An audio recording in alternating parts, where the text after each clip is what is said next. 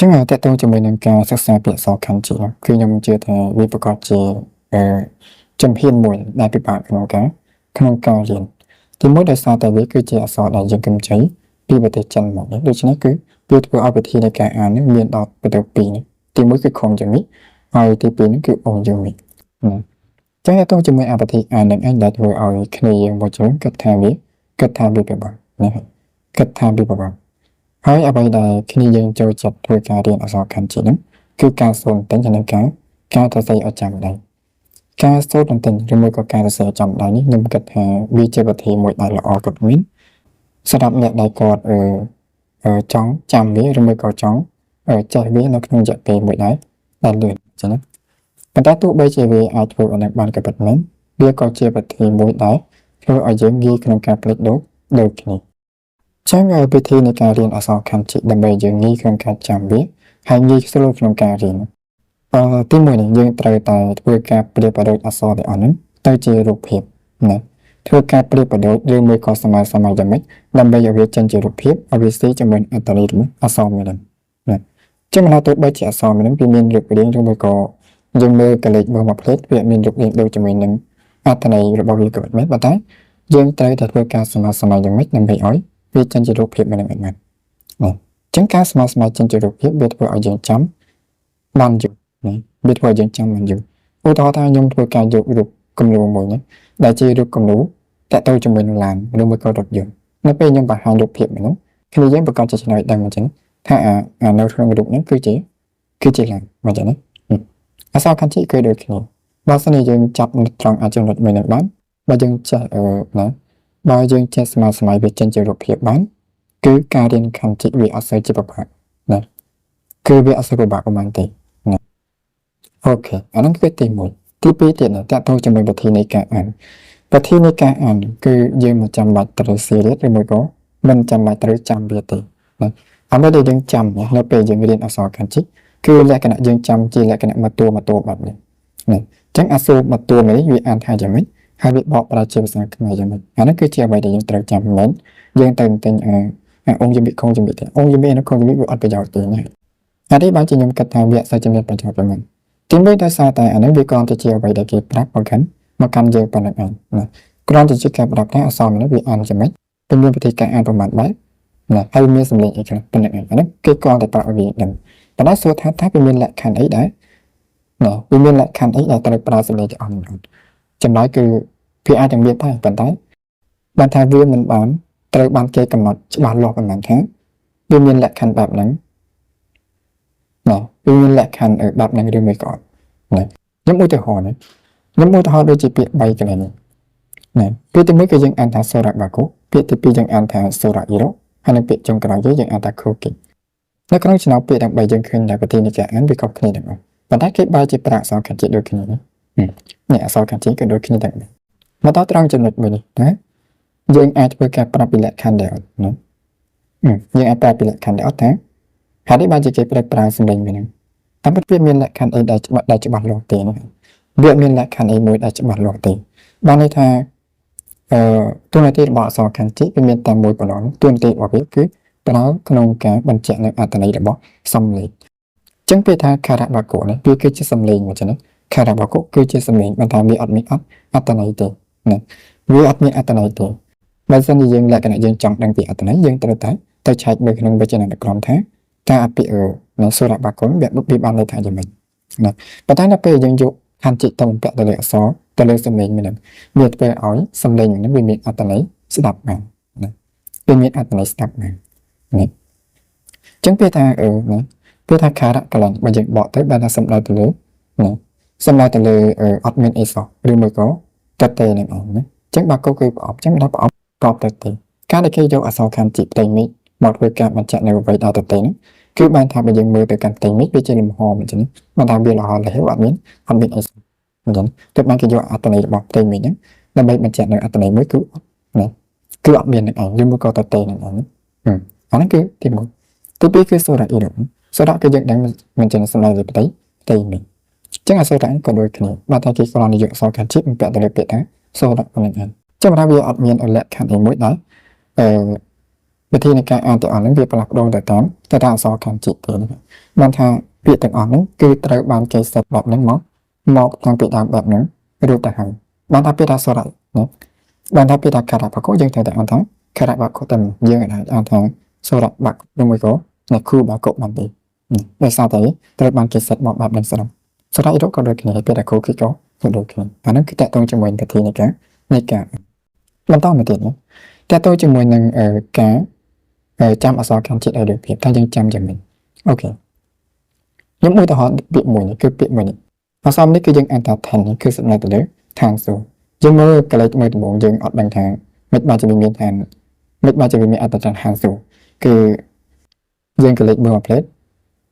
រូបរាងវាអត់ដូចជាមួយអត្តន័យសំបីតែបន្តិចអូខេអញ្ចឹងយើងមកមើលនេះបើសិនជាលក្ខណៈយើងមើលរូបរាងទៅយើងអាចស្មើណាយើងអាចដឹងថារូបរាងវាជាអីយើងត្រូវតែប្រើវិធីមួយនេះគឺការសមាសម័យឬមួយក៏បង្កើតជាលក្ខណៈរឿងរ៉ាវរបស់វាឡើងមកដើម្បីយើងងាយចាំអក្សរមួយនេះយើងឃើញថាវាមានលេខ2អញ្ចឹងមានគំនិតចំនួន2គឺស្ដាយទៅលើនេះដែលមានថាលេខ2ហ្នឹងហើយបន្តមកគឺមានមនុស្សខណ្ឌជាតិមនុស្សដែលយើងប្រើពាក្យថាហ៊ីតូហ្នឹងណាអញ្ចឹងបានលេខ2បូកជាមួយមនុស្សនេះបានន័យថាឡើងណាបានថាឋានហាងសួគ៌ណាបានន័យថាឋានសួគ៌អញ្ចឹងយើងចាំបែបនេះយើងចាំថាអក្សរខណ្ឌជាតិដែលមានន័យថាឋានដែលស្អាតលើឋានសួគ៌ហ្នឹងលុបត្រាតែណាលុបត្រាតែមានមនុស្ស2នាក់នៅជាមួយគ្នាទើបអាចឡើងឋានសួគ៌បានយើងចាំបែបនេះណាបើថាបើសិនជាមានមនុស្សអ្នកយើងឡើងឋានសួគ៌មិនកើតណាត្រូវតែមាន2នាក់នៅជាមួយគ្នាទើបឡើងឋានសួគ៌បានអញ្ចឹងយើងបង្កើតជារឿងរ៉ាវបែបនេះនៅពេលយើងស្ដាប់ចឹងយើងងាយចាំមិនចឹងណាយើងងាយចាំនៅពេលយើងចង់ធ្វើការសរសេរខណ្ឌជាតិដែលតំណាងឲ្យឋានសួគ៌យើងស្មើអូឋានសួគ៌គឺมันចូលជាមួយមនុស្ស2នាក់នៅជាមួយគ្នាទៅឡើងឋានសួគ៌បានអញ្ចឹងយើងអាចធ្វើការសរសេរចេញមកបានមិនចឹងណាអូខេបន្តមកទៀតអូខេខ្ញុំឧទាហរណ៍ពាក្យមួយណាពាក្យមួយនេះដែលយើងអានថាគិសំដៅលើអារម្មណ៍នេះមកយើងមើលកលេចមើលមកផ្លេតណាវាអត់មានអត្ថន័យឬមួយក៏យើងអាចឃើញថាហេតុបានជាអារូបភាពហ្នឹងវាមានអត្ថន័យថាអារម្មណ៍យើងដឹងទេមិនចឹងអូខេចឹងខ្ញុំធ្វើការបង្ហាញគ្នាយើងមើលម្ដងមួយណាតែយើងអាចធ្វើការសមាសម័យចិញ្ចឹមរូបភាពយ៉ាងនេះនៅក្នុងអក្សរនេះគេនឹងគុំដោយខណ្ឌជាតិបែបនេះណាចឹងអាខណ្ឌជាតិនេះគឺជាខណ្ឌជាតិមនុស្សនេះឯងគេគ្រាន់តែលក្ខណៈគេសរសេរចេញបែបនេះគឺខណ្ឌជាតិមនុស្សនៅក្រោមខណ្ឌជាតិមនុស្សគឺមានអេជគឺលេខ1នេះឯងបានថាមនុស្សម្នាក់បន្ទាប់មកគឺមានអក្សរដែលរូបរាងដូចជាមួយនឹងអក្សរគុនេះដូចជាមួយអក្សរគុចឹងពាក្យថាគុនៅក្នុងភាសាជប៉ុនគឺបានថាលេខ9មិនចឹងណាអក្សរគុគឺលេខ9ចឹងនៅខាងក្រោមលេខ9គឺមានលក្ខណៈគំនូសខ្វែងនេះគំនូសខ្វែងនេះវាអាចសំដៅទៅលើការឈឺចាប់ឬមួយក៏អារម្មណ៍នឹងដែរហើយណាអូខេចឹងតែអក្សរខណ្ឌជាតិដែលតំណាងឲ្យអារម្មណ៍ហ្នឹងគឺគេចង់សំដៅទៅលើមនុស្សម្នាក់ដែលមានអារម្មណ៍9បែបនេះណាគឺចង់សំដៅលើមនុស្សម្នាក់ដែលមានអារម្មណ៍9បែបចឹងការពីចំនួនមុនគឺគេជឿថាជនជាតិបងក៏ជឿថាអ្នកដែលអាចខ្លាចជាមនុស្សបានលុះត្រាតែម្នាក់ហ្នឹងមានអារម្មណ៍9បែបនៅក្នុងខ្លួនគឺមិនថាសប្បាយចិត្តពិបាកចិត្តមួយក៏ខឹងសប្បាយចិត្តដែរអញ្ចឹងអារម្មណ៍ទាំងអស់ហ្នឹងមនុស្សហ្នឹងត្រូវតែមានបើសិនជាមានអារម្មណ៍9បែបទៅគេហៅថាម្នាក់ហ្នឹងជាមនុស្សបែបនេះទើបបានគេយកអាខណ្ឌជាតិហ្នឹងតំណាងឲ្យអារម្មណ៍ហ្នឹងគឺសម្រាប់យើងមនុស្សម្នាក់ដែលមានអារម្មណ៍9ដែរអានេះគឺមនុស្សខាងក្រោមគេជាតិមនុស្សនេះហើយអក្សរនេះគឺរូបរាងដូចជាមួយគុគឺលេខ9មកចឹងហើយខាងក្រោមគុនេះគឺមានសញ្ញាខ្វែងនេះគឺស្មើលើការចាប់ជាមួយក៏អត់ចឹងបូកចូលគ្នាបានថាមនុស្សម្នាក់ដែលមានអារម្មណ៍9បែបណាចឹងលក្ខណៈយើងចាំជារូបភាពបែបហ្នឹងគឺជួយឲ្យការរៀនអក្សរខណ្ឌជាតិរបស់យើងគឺងាយក្នុងការចាំបន្តយើងមើលអក្សរមួយទៀតនេះអក្សរនេះគឺយើងអានថាអ៊ុនដែលសម្រាប់លើមនុស្សស្រីនៅក្នុងអក្សរដែលតំណាងឲ្យមនុស្សស្រីបើយើងមើលឲ្យច្បាស់ទៅគឺវាប្រកបចូលជាមួយនឹងវាប្រកបចូលគ្នាដោយអក្សរចំនួន3គឺអក្សរគុហិរាកណានុកតាកណាហើយនឹងអ៊ីជីដែលជាអក្សរខណ្ឌជាតិចឹងបានថា3អក្សរនេះបូកចូលគ្នាទៅគឺមានអត្ថន័យថាមនុស្សស្រីដែលយើងអានថាអ៊ុនนั่นเองមូលហេតុដែលគេយកអក្សរ3ហ្នឹងមកគុំគ្នាគឺវាមានប្រវត្តិរបស់វាដោយសារតែប្រទេសជប៉ុនកាលពីជំនាន់មុនយើងដឹងថាមនុស្សប្រុសគាត់មានតួនាទីក្នុងការប្រើកម្លាំងនៅ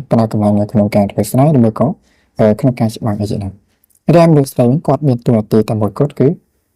គាត់មានតួនាទីនៅក្នុងការរៀនយល់ដឹង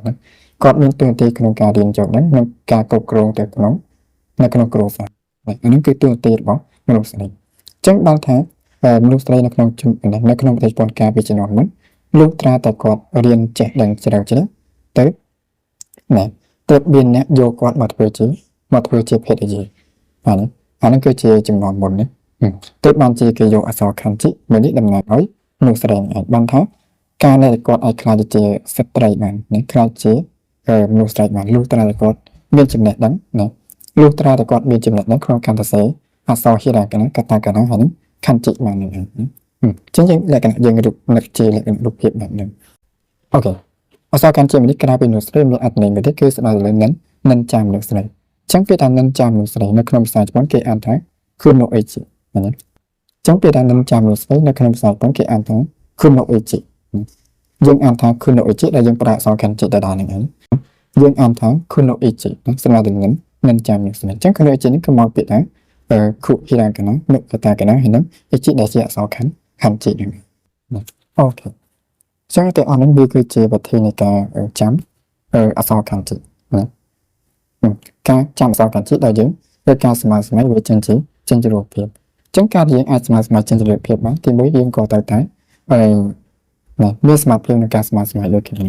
យើងបើយើងអត់ចេះស្មើទេក៏ពិបាកក្នុងការយកវិធីទៅប្រើដូចគ្នាចឹងសរុបមកវិញអ្វីដែលខ្ញុំធ្វើការនិយាយនេះតើនេះវាគ្រាន់តែជាវិធីដែលខ្ញុំយកមកប្រើក្នុងការចាំអក្សរខណ្ឌដូច្នេះគឺខ្ញុំគិតថាអ្នកមួយចំនួនគាត់មានវិធីរបស់គាត់រៀនខ្លួនអ្នកខ្លះគាត់អាចនឹងចូលចិត្តទៅការបន្ទិញចូលចិត្តការបន្ទិញការសេឬមួយក៏ការសូត្រចាំមាត់ណាទៅសេចាំដៃអីជាដើមហ្នឹងគឺជាវិធីដែរអ្នកមួយចំនួនគាត់អាចនឹងចូលចិត្តដល់ហ្នឹងណាហើយចំណាយវិធីដែលខ្ញុំធ្វើការយកមកប្រាប់នេះវាគ្រាន់តែជាចំណុចមួយវាមិនជាវិធីដែលល្អបំផុតទេប៉ុន្តែវាគ្រាន់តែជាចំណុចមួយដែលឲ្យយើងសាកយកទៅសាកល្បងធ្វើវាណាបើសិនជាយើងធ្វើទៅនោះយើងមានអារម្មណ៍ថាវិធីរបស់ខ្ញុំវាគឺក្នុងការចាំចេញយើងអាចយកទៅប្រើបានអូខេចាំណាស់សិននេះខ្ញុំបាទកកម៉ាឌេសគីតេក្រេតេអារីតូខ្សឹម